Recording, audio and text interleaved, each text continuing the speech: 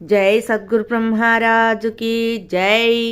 శ్రీ అచలానంద సంపూర్ణాంబ సమేత శ్రీ పరిపూర్ణానంద ఎర్రగుంట సుందర్రామయార్య రాజయోగి సద్గురు బ్రహ్మరాజుకి జై. శ్రీ అభయానంద చిట్టేటి కోదండరామయ్య తండ్రికి జై. శ్రీకృష్ణ దేశికేంద్రుల వారిచే విరచితంబైన క్షరాక్షరోపాధి ద్వైదోషరహిత పరమతత్వ కందపద్యములు 175, 176. మేలైన బోధ వినుటకు చాలా విఘ్నములు వచ్చి సమకూడిన ఏ లీలన్ విడు సచ్చిష్యుడు వాలాయము బోధయందే వర్తించుజుమీ. గురుడు తన యాజ్ఞ లోపల చరింపగ గోరు నాటి శిష్యునకెప్పుడున్ దురితంబు వృద్ధి అయి తా నరకమునన్ గూలకున్నె నరనుత చరిత. జై నిజ గురుభ్యో నమ. జై నిజ గురు అనుభవానందాయ నమ. శ్రీమద్ భాగవత కృష్ణ ప్రభు దేశికేంద్రుల వారిచే విరచితమైన 175, 176 కందపద్యాలను మనం ఈరోజు ముచ్చరించుకుంటూ ఉన్నాం. నిజ శిష్యులైనటువంటి వారు ఏ విధముగా ఉంటారు అనేటువంటి నిర్ణయాన్ని, ఆ పద్ధతిని మనకు అందజేస్తూ ఉన్నారు కృష్ణ ప్రభువులు 175వ కందపద్య విచారణ ద్వారా. నాయన శిష్య, మేలైన బోధ వినుటకు చాలా విజ్ఞములు వచ్చి సమకూడినా ఏ లీలను విడు శిష్యుడు వాలాయము బోధ ఎందే వర్తించుజుమీ. వారు వర్తనలో మార్పు రాదు నాయన సశిష్యులకు. ఎందుకంటే ఇది మేలైనటువంటి బోధ, కీడును తొలగించేటువంటి బోధ, సనాతనం నుంచి సాధులు బోధించినటువంటి బోధ, సాధుల ద్వారా తెలియబడినటువంటి బోధ, శివరామ దీక్షిత సాంప్రదాయబద్ధమైనటువంటి బోధ ఇది. అలాంటి ఘనమైన భ్రాంతిరహితమైనటువంటి బోధ వినేందుకు చాలా అవరోధాలు వస్తుంటాయి శిష్య, చాలా విజ్ఞాలు వస్తూ ఉంటాయి. అంటే ఈ ఆధ్యాత్మిక, అది దైవిక, అది భౌతిక అనబడేటువంటి తాపత్రయములు ఏవైతే ఉన్నవో అవి ఈ దేహానికి సంబంధించినటువంటివి. అవి వస్తూ ఉంటాయి. ప్రకృతి సహజంగా వచ్చేటువంటి విజ్ఞాలు, అవాంతరాలు వస్తూ ఉంటాయి. చాలా విజ్ఞములు వచ్చి సమకూడినా అవన్నీ కూడా నిన్ను కూడుకుని ఉంటాయి. ఏ లీలను విడు అవి వచ్చినంత మాత్రాన వాటికి వెరసి, వాటికి భయపడి ఘనమైనటువంటి మేలైన బోధ వినేందుకు ఆలస్యం చేస్తాడా సశిష్యుడైనటువంటి వాడు? ఏ లీలను విడు, దేనిని విడడు? మేలైన బోధను వినేందుకు వచ్చినటువంటి విజ్ఞాలకు జడుస్తాడా, వెనుకంజ వేస్తాడా? వేయుడు. ఎవరు సశిష్యుడైతే ఎలా ఉంటారు? ఆలయము బోధ ఎందే. ఎలా అంటే నిర్ద్వంద్వంగా చెప్తున్నాను శిష్య, అతను తప్పనిసరిగా ఈ మేలైన బోధ ఎందే వర్తిస్తాడు, చరిస్తాడు, ఆచరిస్తాడు, ఆ గురువు గోప్యాన్ని అందుకుంటాడు.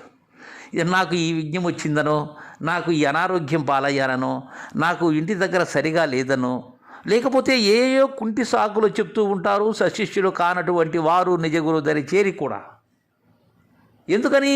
ఆ మేలైన బోధ వినేందుకు, కనేందుకు అర్హులు కారు కనుక. అదే సశిష్యులైన వారు ఎన్ని విధములైనటువంటి విజ్ఞాలు సమకూడినప్పటికీ కూడా ఎట్టి పరిస్థితుల్లో కూడా గురుపాద పంకజములను వీడరు,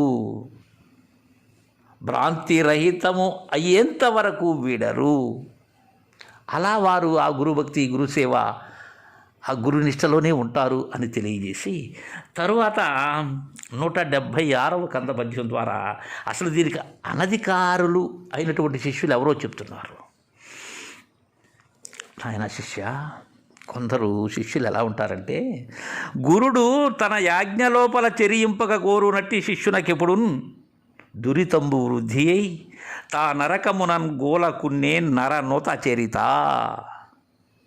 జనులందరూ నృతించేటువంటి ఘనమైనటువంటి శ్రేష్టమైన చరిత కలిగినటువంటి భ్రాంతి రహితుడైనటువంటి శిష్యుడా, శిష్య తిలక, ఒక విషయం చెప్తున్నాను నేను.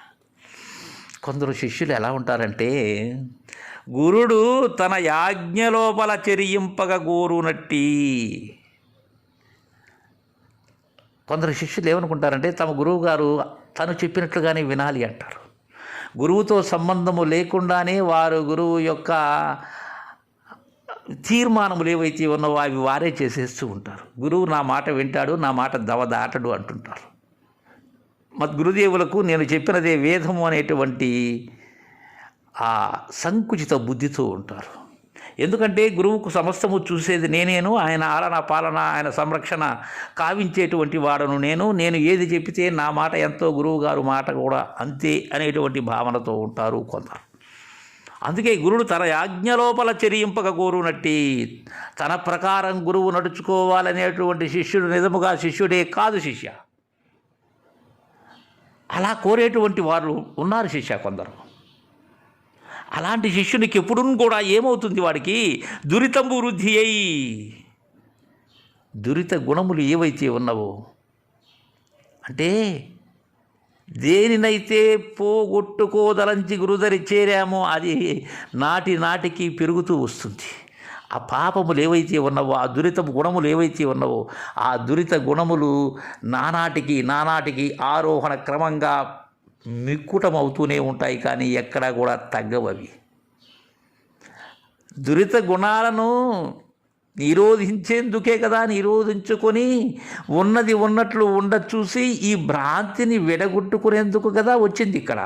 కానీ ఏం చేస్తారు కొందరు, గురువు తన ఆజ్ఞ లోపలనే ఉండాలి అనేటువంటి భావనతో ఉంటారు, కేవలం తన యొక్క కీర్తి కండూతి కోసం.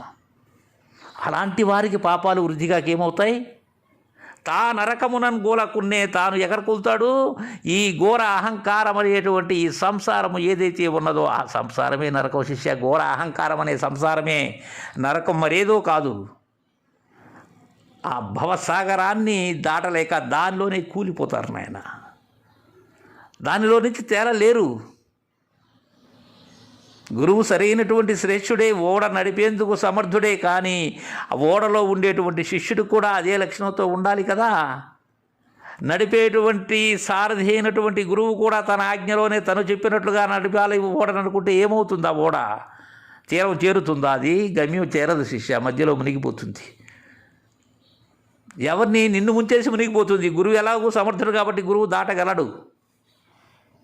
అలాంటి వారికి ఈ పాపము అనబడేటువంటిది వృద్ధి అయి నరకాన్నే కూలిపోతారు అని శిష్యునకు సమాధానపరుస్తూ ఉన్నారు గురుదేవులు. జై గురుదేవా.